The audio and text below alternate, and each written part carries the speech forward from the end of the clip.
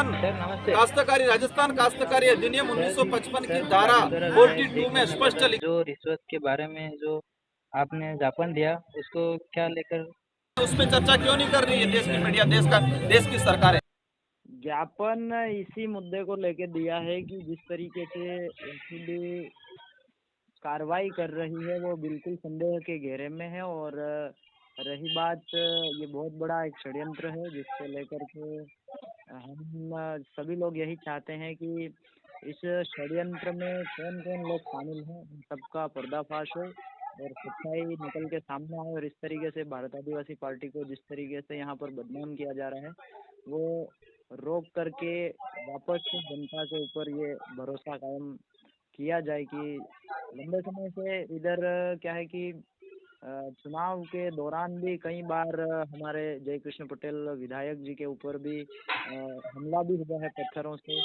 और जो यहाँ के स्थानीय जो बीजेपी के नेता रहे हैं उन्होंने कई बार ऐसे स्टेटमेंट खुले मंच से दिए हैं कि उनका मार दिया जाएगा या फिर इस तरीके से बोला गया है कि साल भर तक तो विधायक नहीं रहने दिया जाएगा। इससे इस तरीके की कई प्रकार की बातें बीजेपी के लोग करते हैं। और सामने वाला जो परिवादी है उसका जो पिताजी है वो ऑलरेडी वहाँ से बीजेपी पार्टी के सीट से बीजेपी की पार्टी से जुड़े हुए हैं। वो रोहित मीणा जो है वो भी पार्टी के बैनर तले चुनाव लड़ चुका है। तो कुल मिला के ये पार्टी का बहुत बड़ा षड्यंत्र है बीजेपी का। और इस तरीके से दक्षिणी राजस्थान और अन्य आदिवासी अंचलों में जिस तरीके से भारत आदिवासी पार्टी का जो लगातार लोकप्रियता बढ़ती जा रही है उसको रोकने की साजिश है। कुत्सित बुद्धि के तहत ये ऐसी नापाक सर ऐसा लगता है तो एसीबी टीम ने बरामद किया है जय कृष्ण पटेल को, उसको लेकर क्या कहोगे?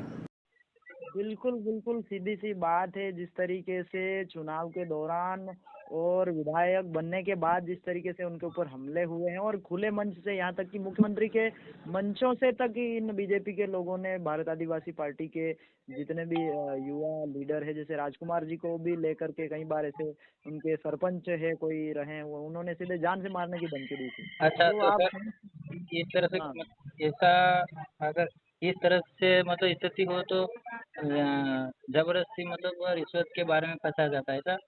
बिल्कुल ट्रैप किया गया है। बहुत हाई लेवल का षड्यंत्र है ये। और इस आधार पे देखा जाए तो पूर्वी राजस्थान कहाँ और दक्षिणी राजस्थान कहाँ और यहाँ का विधायक वहाँ के सवाल उठा रहा, इसका मतलब क्या है। और ये सवाल पहले से पूछे जा चुके हैं और इन सवालों के जवाब भी अगर सरकार ने इस तरीके से दिए कि कोई अवैध खनन नहीं चल रहा है उसके बावजूद भी वो आदमी इतनी बड़ी मोटी रकम क्यों देने को तैयार हो रहा है। कहीं न कहीं ये अवैध तरीके से पूरे इनके धंधे चल रहे हैं। उनके भूमाफिया और खनन माफिया लोग जो हैं वो लगातार गलत तरीके से कमाई कर रहे हैं। और वो टैक्स चोरी का मामला है कुल मिला के उसको लेकर के खुद को बचाने की कोशिश करते हुए और कहीं न कहीं भारत आदिवासी पार्टी का लगातार देश में जो जनाधार बढ़ रहा है उसको खत्म करने और उसको रोकने के लिए ये ऐसी साजिशें रच रहे हैं। लेकिन ये साजिशें हम बहुत जल्दी इनका पर्दाफाश करेंगे और इनको मुंह तोड़ जवाब भी देंगे। अच्छा, थैंक यू सर।